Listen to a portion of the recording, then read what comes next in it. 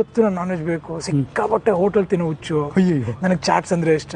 ಇಲ್ಲಿ ಆದ್ ಸಿಗುತ್ತೆ ಅಲ್ಲಿ ಆದ್ ಸಿಗುತ್ತೆ ಅನ್ನೋದಕ್ಕೆಲ್ಲ ಯೋಚನೆ ಮಾಡೋ. ಟೇಸ್ಟ್ ಚೆನ್ನಾಗಿದ್ಯಾ, ಎಲ್ಲಿ ಬೇಕಾದ್ರೂ ಹೋಗ್ತೀನಿ. ಬೇರೆ ಇಲ್ಲ, ನನಗೆ ಟೇಸ್ಟ್ ಚೆನ್ನಾಗಿರ್ಬೇಕು ಅಷ್ಟೇ. ನಾನ್ ಎಲ್ಲಾ ಕಡೆ ಇಡ್ಲಿ ದೋಸೆಯಿಂದ ಹಿಡಿದು ರೋಡ್ ಸೈಡ್ ಮಾಡೋ ಏನು ಎಗ್ ಬುರ್ಜಿಯಿಂದ ಹಿಡಿದು ಎಲ್ಲ ತಿಂತಿದ್ದೀನಿ.